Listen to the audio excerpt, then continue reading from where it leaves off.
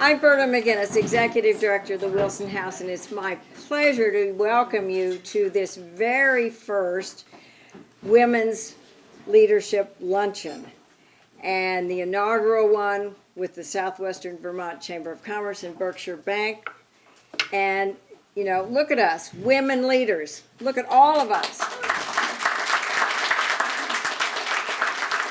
Now, we've let a couple of men in, and I'm sure you're leaders as well. But today is going to be all about women. So it's my pleasure again to welcome you. We're going to cue you to lunch, and Matt will tell you all about that. And I'm going to just turn it over to Matt Harrington, because this is his show. Thank you. Oh, that's what that was for. Yeah. Yeah. Yeah. She stole some of my punchline. I am a man, and I'm here at the Women in Leadership Luncheon. But just so important to us, and I won't go into too much. There's so many terrific people here that are going to speak to you and receive awards today. But this has always been something on my heart. For many of you that know how I grew up in a woman-owned business for 30 years. I worked for that business for 6 years. Back in that day, banks wouldn't give out loans or credit cards or anything to women businesses, and that was only the 80s. And so we've done so much progress in the last 30 to 40 years, and Berkshire Bank spearheading this effort with us is just a testimony to that. But you know, this is in honor of my mom, where we just celebrated Mother's Day, and who retired a couple years ago. But I know I shared this with her. She was so excited about getting a bunch of Vermont business leaders and all of them women in one room together. So congratulations again to all of you for being here. Give yourself a round of applause. We do have to give another thank you to Berta, the Wilson House, their team, their staff, their cooks. This is fantastic, y'all. Just take a look at what's in front of you. All women, too, I hear. If you had been here a couple months ago when we came in here, they transformed this room. If you've ever been in this room, they've transformed this room. And I hear at 3 o'clock, they're transforming it back. So if you know Berta, you know that that's going to happen at 3 p.m. sharp. So we so appreciate Berta. When we were partnering with the Berkshire Bank and Lori and her team, they did say, could we do it at the Wilson House? And Berta and I go way back. When I started my career in the chamber, she was a mentor to me. And I said, absolutely, would love to work with Berta. And so here we are today. And again, another thank you to Berta and her team here at Wilson House. So I've been asked a couple times, how did this come to be? And we've actually been chewing on this idea for a couple years now and trying to find the right partner specifically for Women in Leadership Luncheon. Not just a luncheon, not just something up in the North Shore, but something focused on women in our region, because we felt like they made such a powerful impact on it. And we were on the call with Lori a few months ago now, and we were going back and forth about just kind of introducing Berkshire Bank again to the chamber and what we could do and what we could work on together. And you know me, I'm always hatching a new idea. I said, well, Lori, I got something for you. I don't know if it's what you want, but here's what we've been planning for the last couple of years. I even have an outline for it. I have some ideas for it. We've got awards for it. And Lori and her team jumped at it, and they said, yes, absolutely. We want to be a part of that as we celebrate women in our own bank, and especially this year where they have a lot of initiatives going on. I know Lori's going to share some of that with you. She jumped at it, and this is how we're here today. It takes banks and hospitals and nonprofits and big guys and little guys all working together to pull something like this together, as you can see. And so we wouldn't be here today without Berkshire Bank, and I think we owe them a round of applause.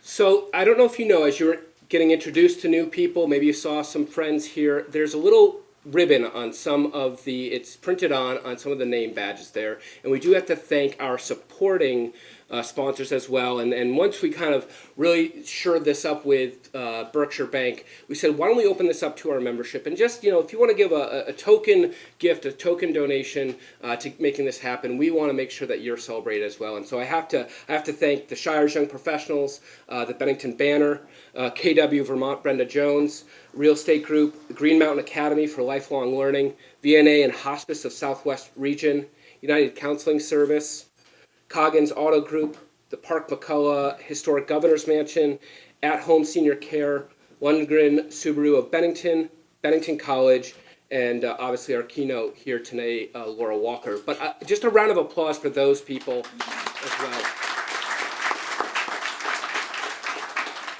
We posted this on Facebook the other day. If you find yourself shopping, if you find yourself donating, if you find yourself wanting to utilize some of their services, these people are obviously stepping up and representing not only their own business, their own nonprofit, they're also helping this luncheon here. So please, as you see them up on the screen afterwards, or what I just mentioned, make sure you stop in and thank them as well.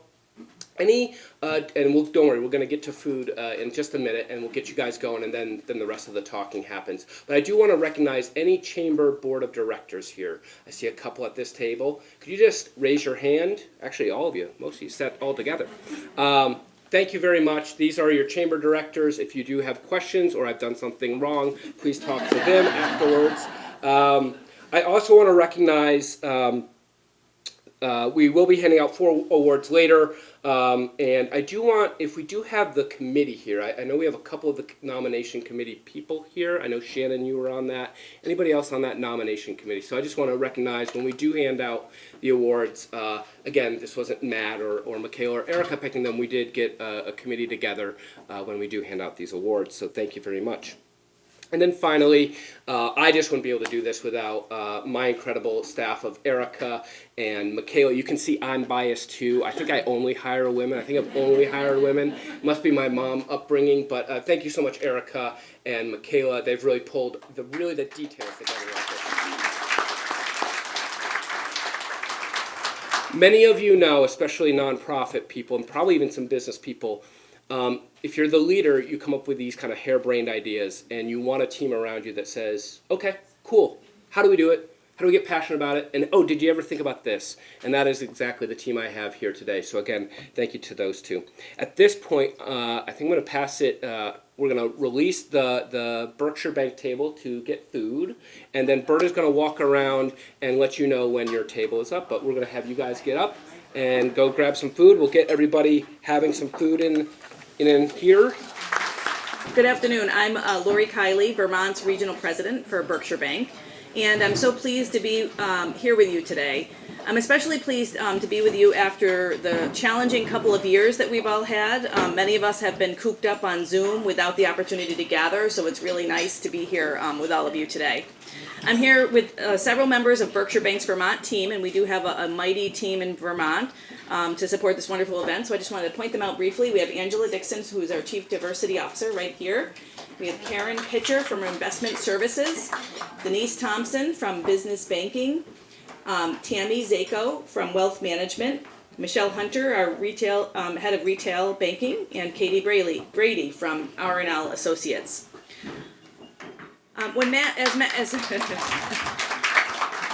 As I mentioned, when Matt proposed this idea to have a women's leadership luncheon, as he mentioned, and he asked if we would sponsor it, I immediately said yes without even thinking about it. I know as women, we really value coming together, networking, discussing similar issues we're facing, and celebrating one another.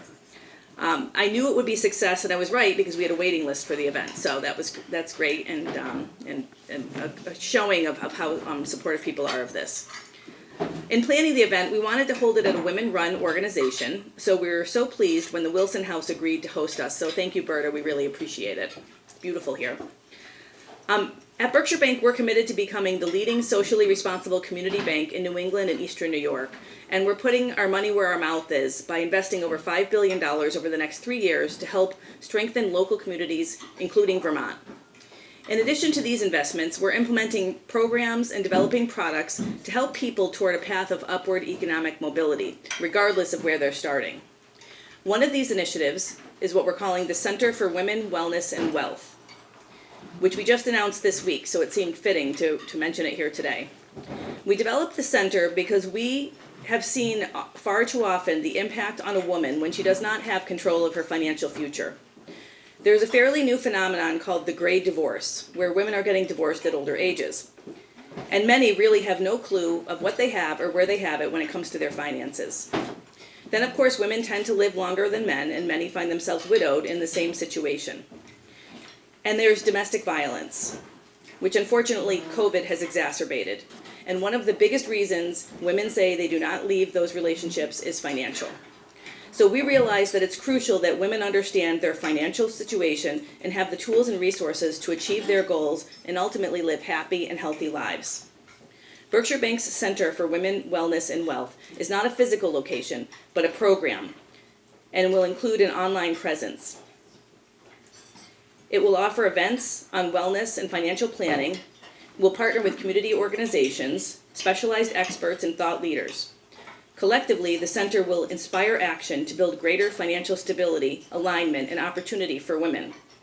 It will include impact conversations, philanthropic coaching and development support, wellness programs, and complementary portfolio reviews offered by Berkshire Bank Wealth Management.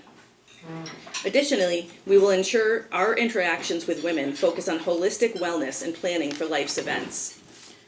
As part of this, we've partnered with Kathleen Kingsbury, a wealth psychology expert, author, and coach through her firm KBK Wealth Connection. She resides in Vermont and is here with us today, sitting at our table. So, welcome, Kathleen. At Berkshire Bank, we know that in order for a woman to be financially healthy, she needs to be physically healthy and emotionally healthy. That's why we put the word wellness before wealth in the title of the center. We look forward to the center evolving over time and with more and more offerings to help uplift women and help them live their best life. One of the people who was instrumental in developing this center is Karen Heston from our wealth management team. She was unfortunately unable to be here today because she's not feeling well, and she was very disappointed to miss this. But we've included her card in your bags that you can take when you leave. I encourage you to reach out to Karen to learn more about the Center for Women, Wellness, and Wealth. And we'll certainly communicate its activities in a variety of ways, including through the Southwestern Vermont Chamber. Once again, we're so pleased to be here on this beautiful day. We congratulate all those being recognized today with well-deserved awards. We thank President Walker for being here, and we look forward to her remarks. We would also like to thank the Chamber for putting this event on and the Wilson House for hosting us. We hope this will become an annual event where we can join together to celebrate one another as women. Thank you.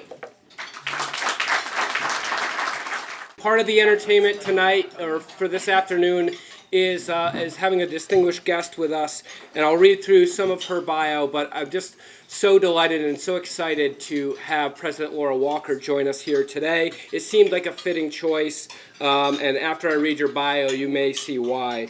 Laura R. Walker took office as the 11th president of Bennington College on August 1st, 2020. Not the best time to join a college, but all right. Prior to this appointment, she was the president and CEO of New York Public Radio, NYPR, a position she held for 23 years. President Walker is a visionary, mission-oriented, and strategic leader who spearheaded the transformation of NYPR from a two-city-owned local stations to the nation's largest independent nonprofit public radio station group, and a groundbreaking producer that serves more than 26 million people each month. Laura's vision of fearless journalism represented the breadth of American experiences and helped establish the station's role as one of the world's preeminent podcast producers. During her tenure, NYPR was awarded 10 George Foster Peabody Awards and many other honors. Laura built a pioneering staff of innovative journalists and producers at NYPR, including the MacArthur genius Jad Abumrad and his colleagues at Radiolab, the investigative team that uncovered stop and frisk abuses under the Bloomberg administration, and the great minds behind Freakonomics and the artist in residence at WQXR. Behind NYPR's superlative journalism was a sound and strategic long-term financial model. With regular re-examinations of the media landscape, NYPR was able to consistently adapt to shifting trends and stay ahead of challenges on the horizon. Laura led 3 separate 5-year plan processes at NYPR, translating goals into executable tactics for program production, fundraising, and partnership building. One measure of that success is the organization's extraordinary growth from that two-city-owned radio station with about $8 million budget to a 1 million monthly listener to an independent nonprofit with 100 million annual budget, 26 million monthly listeners on 8 radio stations, 20 nationally distributed programs, and a staff of 500. You might see why I've invited her here today. Laura began her professional career as a print journalist. She later moved to National Public Radio, where she worked as a producer. She has also served as Vice President of Development at the Sesame Workshop and at Carnegie Hall, where she launched the award-winning series AT&T Presents Carnegie Hall Tonight. Following her time at NYPR, she was an executive fellow in residence at the Yale School of Management and an advisor to media startups and nonprofits. Laura also sits on the boards of the Commonwealth Fund, the Eagle Pitcher Trust, Yale University's Honorary Degree Committee, and the President's Advisory Council of Wesleyan University. In 2009 and again in 2017, Miss Walker was named by Crain's as one of the New York City's 50 most powerful women. She has been honored with an Edward R. Amuro Award for the from the Corporate for Public Broadcasting and a Distinguishing Alumna Award by Wesleyan University. She was recognized in May 2020 with the Honorable Jacqueline Kennedy Onassis Award by the Municipal Arts Society for her notable contribution to the public media landscape. Laura holds an MBA from the Yale School of Management and a BA in History magna cum laude from Wesleyan University, where she was an Olin Scholar. And we have the honor and pleasure of hearing from her today, President Laura Walker.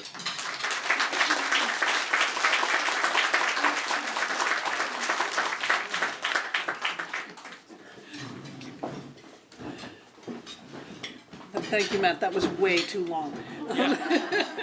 I am so pleased to be here, and I want to thank Berkshire Bank for your amazing sponsorship and all the other sponsors in the room. I am so honored to be here for the very first inaugural, luncheon like this, and to see so many amazing Vermont women. This is like a dream come true for me. And, you made me feel really welcome, because as a New Yorker, a fourth generation New Yorker, I'm used to traffic, I'm used to construction, I'm not used to the quiet, but here you go, you got construction and you got bad parking and everything else, so I'm right at home. As Matt said, this August marks 2 years since I became president of Bennington, and it actually seems like yesterday when in the middle of the pandemic, I drove up the entrance to Bennington, and on the side was this beautifully curated but slightly wild kind of landscape with budding trees and flowers, and I got to the top and I just was enveloped by this incredible sense of warmth and of innovation, creativity, you could feel it, and of a certain kind of energy that was out to kind of change the world.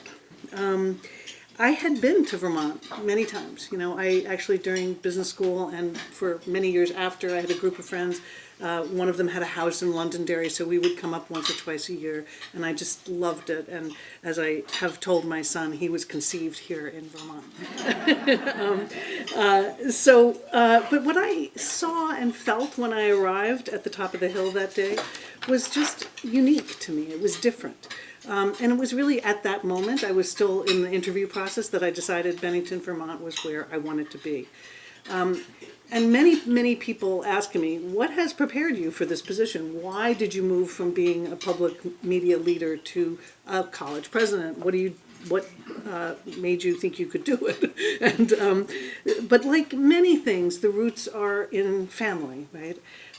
You talked about your mother, my mother, who died this past summer with long COVID, and after a lot of time in a nursing home when we couldn't see her. She was really an inspiration for me, and she worked. She was a stay-at-home mom, and then she worked full-time from the time she was 40 until she was 80. So she was energetic and really, she loved her work. And she was a social worker. So when I was about 16 and I had just earned my driver's license, I picked her up from work one day, and she sat down in the passenger seat. She put her bulging kind of black purse down on the floor. She always had this bulging black purse. She turned to me and she said, "Laura, when you work, make sure you believe in the work that you're doing and the mission, that you enjoy the people you work with. You spend more time with them than with your family sometimes." And that was like, she was coming to that realization herself because she was just starting to work full time. And those messages really stayed with me. But there was also another message there for her. You will have a career. I know you will work. And that you can shape it. You can choose what you want to do. And at the core, have it be purpose and people. And then years ago, my now friend Jennifer, who's an executive recruiter, told me that she was recruiting for leaders of nonprofits. And she told me she noticed this huge difference between highly qualified male candidates and female candidates. The men, she said, seemed to assume that they were qualified for the job they were interviewing for, even if they weren't. The women, on the other hand, seemed to feel that they had to prove that they were qualified on every single, part of the job description. That they need to have done, not just qualified, but they need to have done all aspects of the job before they got the job. And that second, men were more likely to be visionary, to kind of say, this is my hope and my vision for this organization. And she was frustrated because she said, women should, and this was kind of what she was telling me, don't feel you have to prove the details, talk about your vision and inspire. And so I don't know, have many of you experienced this feeling? Yeah. And it turns out that you're not alone. A recent Harvard Business School study indicated that women systematically provide less favorable assessments of their own past performance and potential future ability than equally performing men. And this gender gap is not driven by confidence, which many people thought it was, or by strategic incentives like pay raises or anything else. I think it's partially because we as women are expected in many ways to do everything. That this sense that the expectation is that we're going to be responsible for all the tasks, for large and small, and also for the people who carry them out. And that so therefore we are very focused on kind of the here and now. It's also because women truly are judged more harshly than men. There are many, many studies that show, so it's not like our imagination, right? It's there are studies that certainly show that. So we need to change that and and that was the message Jennifer was trying to send to me. And I remembered her words when I interviewed to be the CEO of New York Public Radio. I was 38 years old, and prior to that, I had been at Sesame Workshop, home of Big Bird, of course. And I'll tell you a story. When my first testimony, we were just talking about going down to D.C. to testify or to lobby. My first testimony. Not that I had a lot, but in front of a Senate committee, it was a subcommittee, was with Big Bird. And I was so nervous about what I was going to say. I'm like, and then somebody said to me, no one's going to listen to you. You could say, like, the sky is, like, purple and no one would listen to you. So just all they wanted really was a picture for their grandchildren with Big Bird. But it was really fun. And the Joan Kuni, I don't know if any of you have read or know about Joan Ganz Kuni. She was the founder of Sesame Street. And I chose, after business school, to go work for a company that was founded by a woman, and founded by a creative woman, a woman who was both a visionary and also a very, very practical, goal-oriented person. And one of the things, I went there to kind of lead a project, which was we were developing a show called Ghostwriter. It was a mystery adventure show, and I was kind of the project lead on that. And then one day, Joan called me into her office, and she said, Laura, I'd like you to lead the development department, fundraising department. And I said, but we don't have one. She said, yeah, I want you to create it. And I want you to lead this, because we have too many people kind of asking for money, and we need to be doing better. And I said, but Joan, and this is true, I've never raised any money in my entire life. And she said, it doesn't matter, Laura, you can do this. And I'm like, and I said, okay, I have to go home and think about this, which is not what you're supposed to say. But I was like, I almost said no. I almost said, like, I can't do this. But my husband said, no, you got to do it. She sees in you the potential. And we were able to, I went in, it was like we were raising, as an organization, about $8 million in revenue. We were $28 million we were able to do, because we just focused. And, I saw Joan one day. One of the first things I did with her was we went to IBM to ask for money for, I think it was 3-to-1 Contact and Square One TV. And I saw her sit at a table across from John Akers, who was the president and CEO. And we talked about, 3-to-1 Contact and Square One and why it was so good for the education of children. And then she leaned across the table and she said, "You need to do this for the children of America." And right into his eyes. And we are asking you for $15 million. How could you say no to that? But I learned, I didn't have the audacity for a long time to ask for that kind of money. Although I have to say, we just raised a $16 million grant for Bennington College. And that is all due to Joan Kuni. So another thing that my mother told me when I was on the senior leadership team at Sesame when I became head of development, and we were taking our pictures for the corporate annual report or whatever it was, and it was I'm like, "You want to take my picture?" And so I called my mother, of course, and I said, "What should I wear?" And she said, "Wear a color, stand out a little." So we settled on kind of the purple suit I had worn for Easter about a month ago, and then she said, "I want to tell you one more thing. Don't smile broadly as if you're trying to please." She said, "Look confident and, look friendly, but none of the men are smiling broadly as if they want to please." And that was really true. That was another message. And she was kind of the original Amy Cuddy. Amy Cuddy is the TED Talk, the woman who's done the TED Talk about power language. My mother was there first. So when I interviewed for the New York Public Radio job, I had been a journalist, as Matt said, and I believed so deeply in the power of public radio. And in New York, Giuliani had just announced that he was going to sell these 2 radio stations, which were owned by the city of New York, and he was going to sell them to an independent nonprofit. And there was a big brouhaha, and basically the board of the foundation that was associated with the stations won the battle, and it was actually with Wilbur Ross, who was then came to be Secretary of Congress, who was the negotiator with us. And so anyway, we bought the stations, and I had the sense these could be really, really powerful. And so I conveyed that in the interview. And they chose me, this 38-year-old person who had never been a CEO in her life.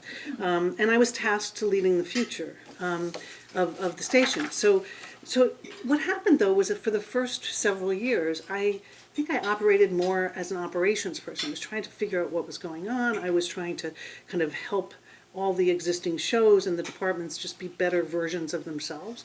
And that was really important because there was low-hanging fruit and there was a whole lot to do. And, Brian Lehrer, who's still on New York Public Radio from 10 to 12, he had a 4-hour block and no staff. And so we made it 2 hours and we got him a staff. Those kinds of things is what I did at first. But it wasn't until I felt like I had the real confidence in what I was doing and in the departments that I could really step back to articulate a mission and a bold vision.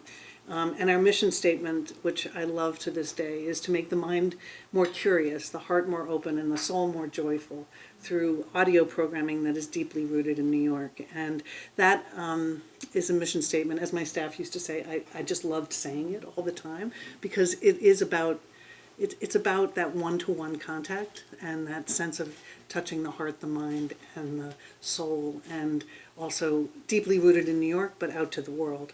And as Matt said, I'm not going to go over, what we became, but, I was so honored and just really felt so lucky to work next to Jad Abumrad, the MacArthur genius, and Radio Lab, and 2 Dope Queens, and Freakonomics, and Radio Rookies, and it was just such an amazing privilege to do that. And part of the lesson I learned was you have to step back to lead. You have to get into the weeds, but you have to step back, and that is what I think really so many women can do.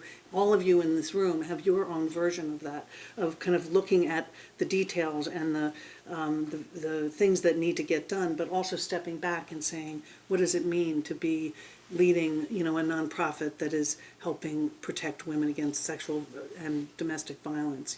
What does it mean, to offer mental health services here in Vermont when there is so much need? So I know you each have your stories. There were several lessons I learned, which is you need to do the work. My friend's comment about men versus women may be true, but I see it in some ways as an asset. You need to understand the organization and to win the trust and the support of those that work there and want to work there. And second, while you should have a better sense of the whole, you must also have a better picture of the future. And I found, at least the way my mind works, bringing people together that are both within the organization and outside to help think about, okay, what could we be? What's happening out there in the world? So when I was at New York Public Radio, and we were basically a radio station, we were doing some national programming on the media and a couple of other things. And, somebody came into my office I think it must have been like 14 years ago. And he said, there's this thing called podcasting. And I'm like, I said, what's a podcast? He said, well, I just came from this conference up in Boston, and they said that these things are like, you can listen to things on demand, and there's no national radio programming on it. There's some local kind of stuff. So why don't we, I think we should be the first with On the Media, because it's about the media, and so I said, yeah, sure, why not? And, from there, we basically made some bold bets, like we're going to bet on this medium, not just because it was a new medium, but because it made us better creatively. It made us, shape stories that weren't, didn't have to be a certain length, and made us kind of think about what is the story you want to tell. The other lesson is it's not about fitting in. It's about creating an environment where you're comfortable and your staff is comfortable. And you create what you're, like my mother said, you create a place where you want to be because you're spending so much time there. In many ways, I think obviously public media provided me with the sense of direction and the inspiration. It provided me with a lot of wonderful women leaders. Actually, when I worked for NPR early days, and it was like these women. I think we called them what were they called? We had a name for them: Cokie Roberts, Nina Totenberg, Susan Stamberg. They were amazing. They were amazing women at NPR. They were all in their 30s, and they were, breaking the mold. And so I had the inspiration from these women. But it does relate to being a college president. And so when I arrived at Bennington, the ride up that beautiful hill, this was when I arrived in August of 2020. It was a different kind of place because it was in the middle of the pandemic. It was early days of the pandemic. We thought it might not be early days, but it was. I had never run a college, and I had certainly never navigated a pandemic. And it was truly a tough time, obviously, to start. But in some ways, my public radio experience did serve me well. We had crises with 9/11 when our actual antenna was on the North Tower of the World Trade Center, but we persevered because we were actually one of the only local news outlets that was on the air because all the rest of the TV stations had gone off. And it was actually from that experience where we felt, okay, the city needs us. The city, New York, needed to have journalism and conversation among New Yorkers. And so that's when we laid out this vision to go from 7 journalists to 70 when I left to tell the story of New York. But within hours of arriving at Bennington, we developed a plan. And it's in some ways, the pandemic is similar to 9/11 or Hurricane Sandy when we had Superstorm Sandy, a similar situation with the stations. Though, of course, none of us here have fully realized the impact, and I know every single one of you in this room has been affected by the pandemic in ways that we understand and in ways that we don't. But here's how it's influenced what we are doing. It really has taught me that a campus is a home and as such should be a safe environment for everyone who lives there. faculty, staff, and of course students. We quickly created a task force of the entire community to help create that culture of safety and that would monitor itself. And we had, everyone signed something called the Commitment to Shared Responsibility. And that was because clearly it's about being a community and those kind of promises you make to each other. We returned to an in-person campus in September of 2020, like many colleges, but not all. And the classes were largely, almost all virtual. But everyone did come together. We're a small school, and that's the other thing you really realize when you're going through something like this, when everyone's kind of locked down. We're a small school, but we have a big footprint. Bennington has long been a symbol for a holistic approach to education. We're committed to educating the whole person.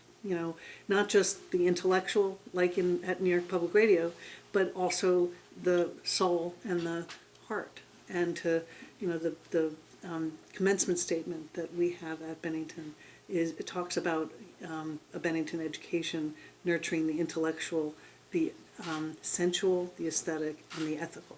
And you really see that come out in the time of the pandemic and how it knits so closely a community.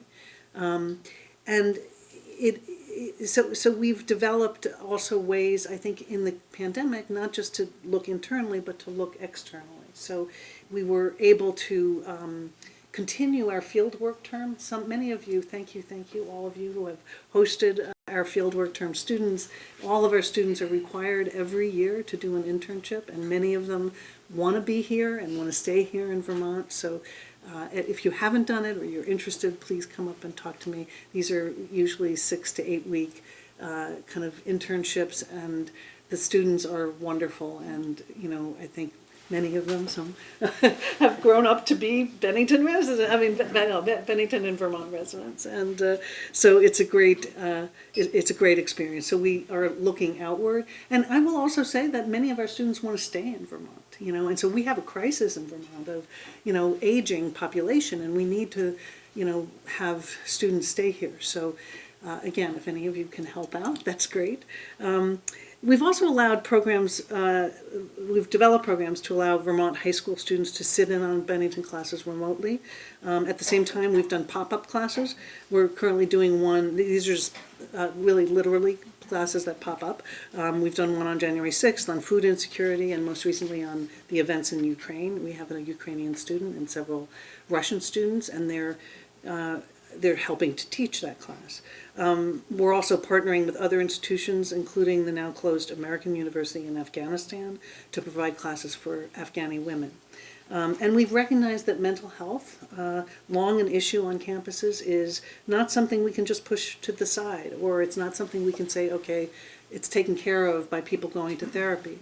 It's a whole community discussion and requires a kind of level of engagement. So we actually pulled together a coalition of leading experts in college mental health this summer. I think there were 17 people from Princeton and Yale and Vassar and lots of schools that are doing really interesting things, so we could learn from them, but also that we could make it a Bennington kind of commitment, so that we can take that whole person commitment and into the academic life and into every aspect of our life. Leadership, I've come to learn, is something that women do well, because we understand that the work matters and that vision is possible when you understand and can pull yourself back and look forward. And when you communicate your strengths and experience with the confidence that you have, and I can tell you have the confidence, as you should, and you also at the same time free yourself to think big. I'd love to learn also from you. I'm a new Vermonter navigating my way, and I want to learn your leadership lessons, here in Vermont and on the ground. I think that it is actually Bennington College's moment, even though right now, this year, it's our 90th anniversary, but now is the moment. Students get this. We've had record enrollments for the last 2 years, and faculty get it. Given their commitment, as many of you know, we have a teacher-practitioner model. All the faculty are practicing artists, practicing researchers, practicing writers, and they're out in this community. The Dorset Theater Company, Dina Jan, as many of you probably know, and so our faculty get it, and the country gets it, with employers in all sectors looking to Bennington students given their academic and their work accomplishments and their experience during fieldwork term. And at this time in our country, when our democracy is threatened, when the divide between the 1% and the rest of us is growing, as we battle climate change and now fight for the right to abortion, Bennington students will be using their intellect, their extraordinary creativity, their sense of purpose and sense of justice to fight for change. If my mom were here today, I hope that she would be proud that I have found a mission I believe in and the wonderful people of Vermont who I work with and I serve. I want to uphold and the struggle to always be better every day, to live up to her expectations, which were quite high. But another piece of advice my mother always gave me, she said, when you're throwing a party or you're giving a speech, always leave them wanting more. So I will stop now. Thank you so much.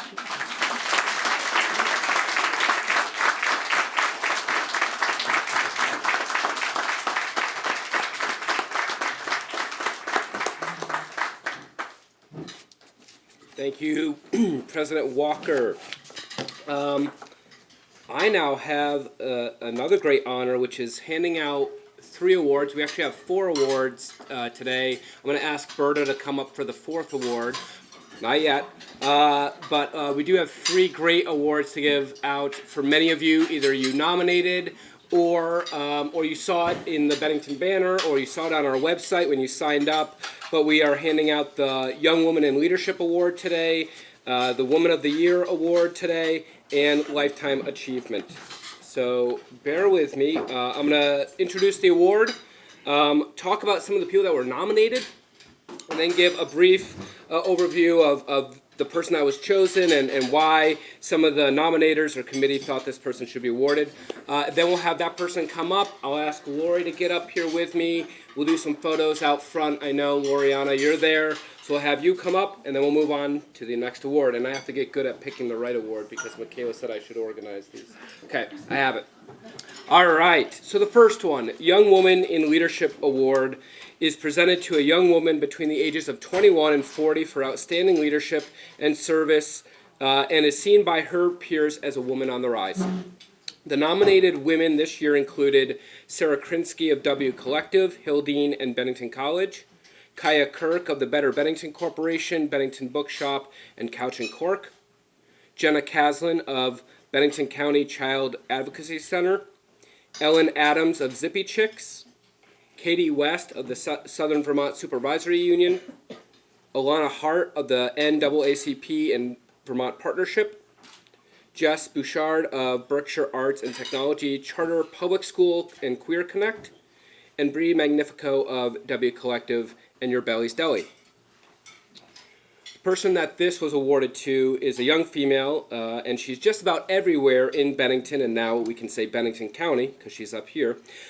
You can find her on social media, in the bookshop, helping the community with events, tasting a glass of wine, and doing all this with a great smile. Having studied theater and black studies at Bennington College and graduating in 2020, she chose to stay in Bennington, and we are so lucky as a community that she did. One nominator said about her, she is a force of positive change and an example of leadership, service, and citizenry, is energetic, enthusiastic, and compassionate. She's incredibly smart and driven. Another nominator said, she constantly goes above and beyond, period, every period, single period, day, period. I'll let you guess who that was. She asks for more responsibilities. She is our future, not just Bennington, but the world at large. Myself, having met her over the past year or so, I can attest to all these great qualities and more, and that is why it is my great pleasure to award Kaya Kirk as our Young Woman in Leadership.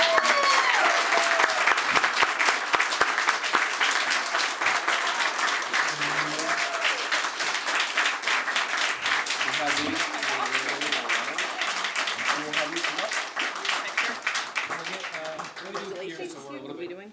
Not in front of the TV. Do you want to do What it? am I supposed to do? I don't know. Over here. You're the example, and then everybody's going to do that. I'm looking at least Gloriana.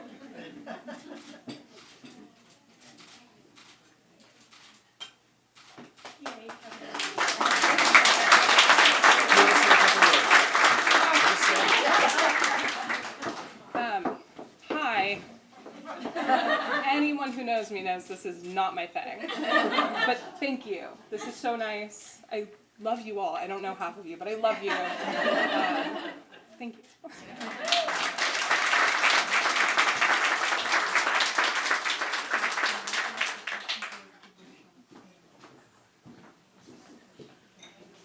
All right, so that's the format, okay? I read, you come up, we take pictures. You'll be able to say a couple words if you want to.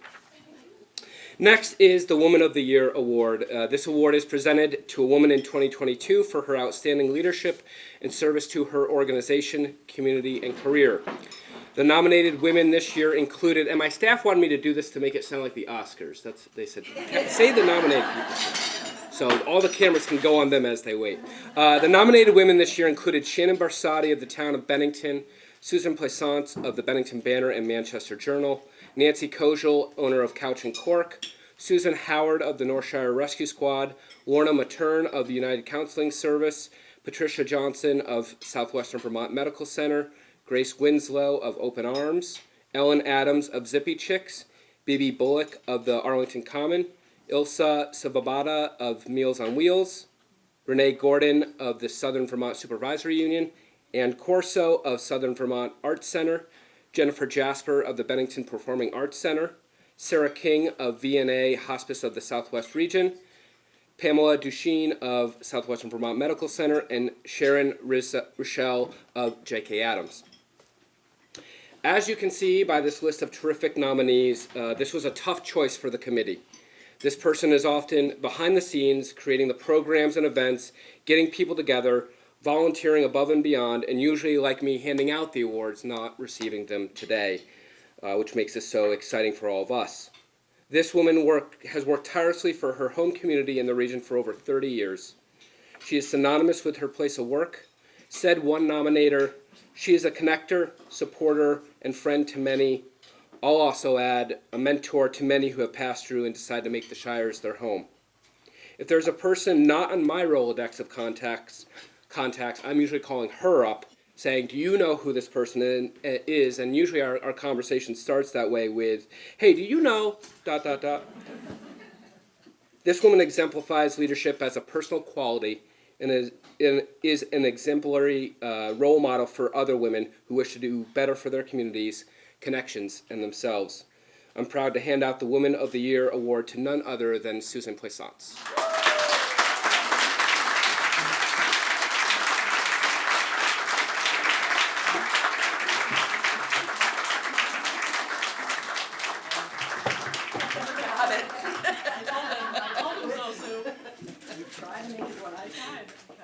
You do. You made my life so easy. Congrats. Go here again and I'll get on your side. That's the right one, right?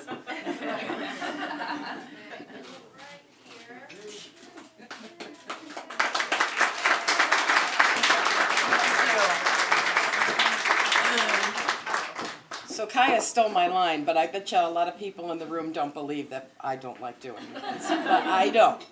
But I wanted to thank everybody involved because of that list of women. I'm just flabbergasted. So thank you very much, everyone.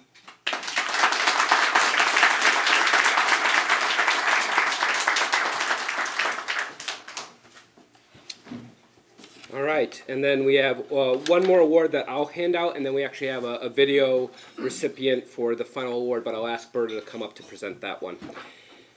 This is the Lifetime Achievement Award, and this is presented to a woman who throughout her lifetime has made outstanding business, nonprofit leadership contributions to her community while inspiring other women through mentorship and support.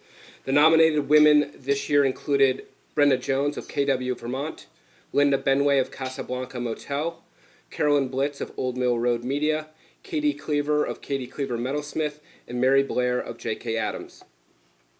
One of this woman's favorite quotes is, "A rising tide lifts all boats."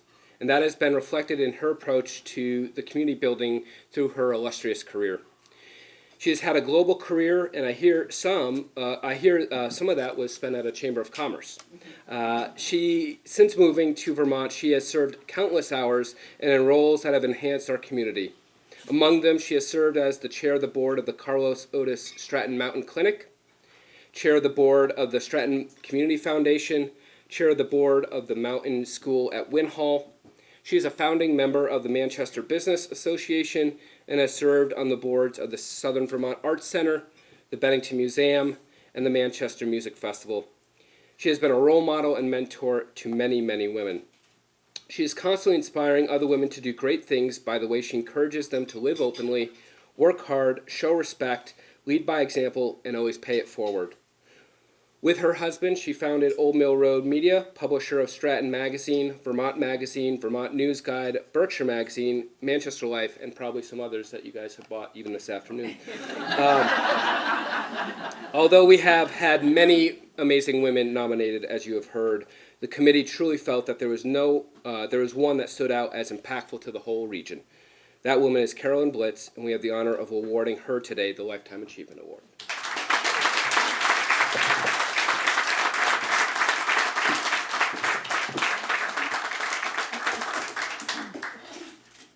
Thank you very much. Wait, it's here for the picture. Picture? Yep. I'll give you the case now. Okay, there you go. That's it.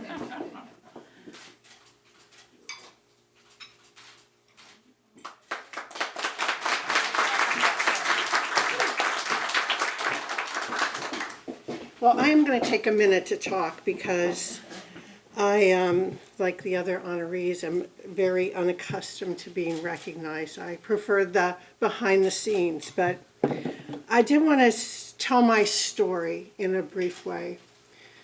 About 15 years ago, I was on the board of the Stratton Foundation, and we went to visit a principal who had a small elementary school in our rural area. And we said, what can we do for you? And she said, well, we have a number of children who don't have any food on the weekend.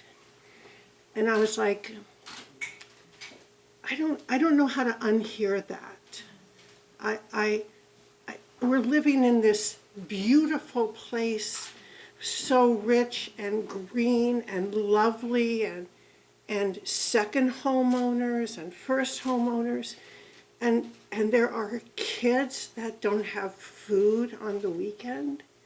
And so that sort of launched me into feeling and knowing the importance of all the institutions that all of you represent here today. And I so much admire everything you're doing, from Meals on Wheels to advocacy to everything, because I know that it's each of our institutions that we believe in and that we support that is going to make a difference in the lives of people and kids.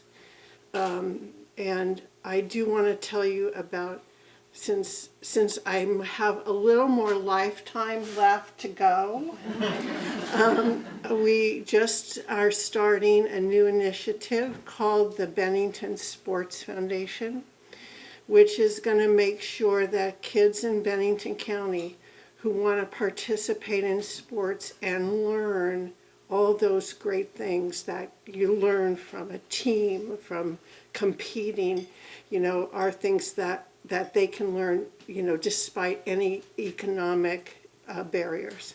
So I hope you'll look that up and join me. And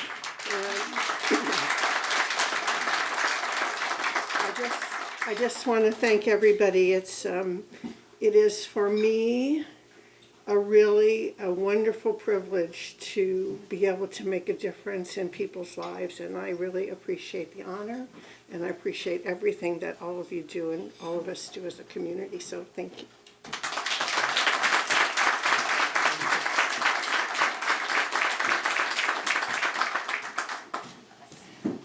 Thank you. And I'm going to have Berta come up, and we're going to wrap up this part of the program with one last award, and then we're going to get you back to networking. And please hang around and grab some additional drinks and anything else that you need. I'm going to cue up the TV, and you're going to stall for me for like a minute. Okay. Oh, I'm good at stalling.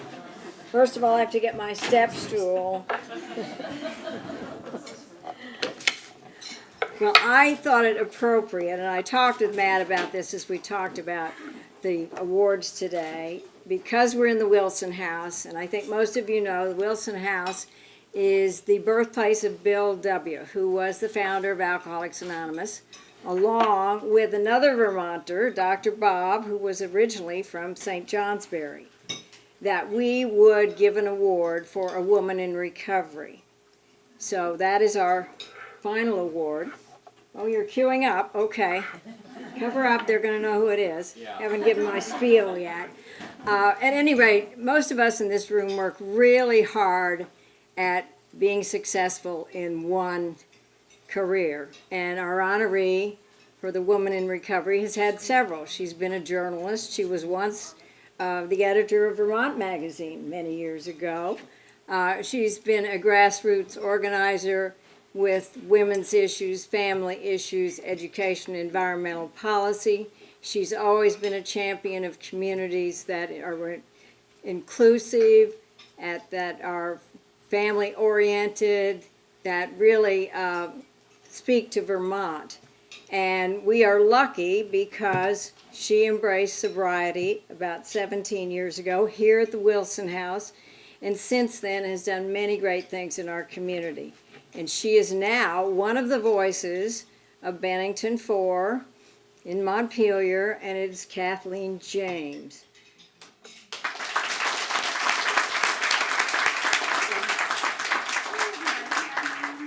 Can't be there today. As you can see, I'm up in Montpelier, where we are wrapping up the 2022 legislative session.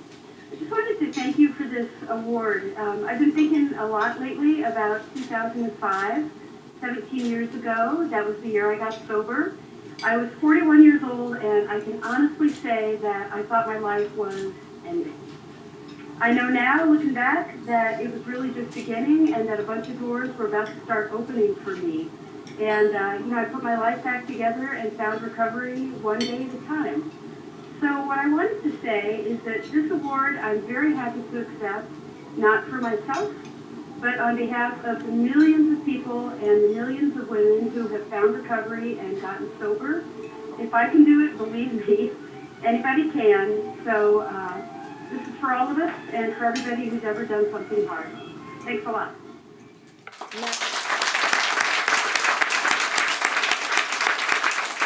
And I have to say, and yes, she is running for re-election to continue to be one of our voices in Montpelier.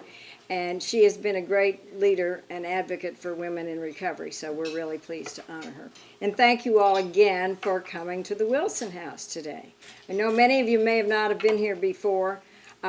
Enjoy our lawn. If you are interested in knowing more about the house, our staff's in the front, and people can give you a little bit of touring and information, or come back anytime on a Friday night. We have a dinner every Friday night here. And with the Collaborative, we're sponsoring dinners this May to carry their message. So thank you all. And people can use this room as well. Oh, so this absolutely. is a good example of what we could do here. You can't use it tomorrow, it's booked. But try us for another day. No, we really love doing events here, and I think, and these are sober events, so if you're thinking about something, we'd love to do sober weddings on the lawn. Anything that we can do here, we'd love to welcome the community for meetings. Thank you. Thank you.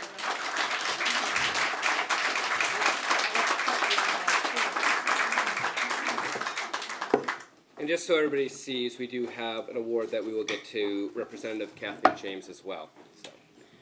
So that's it, folks. Thank you so much for coming. Another round of applause to Berta and the Wilson House.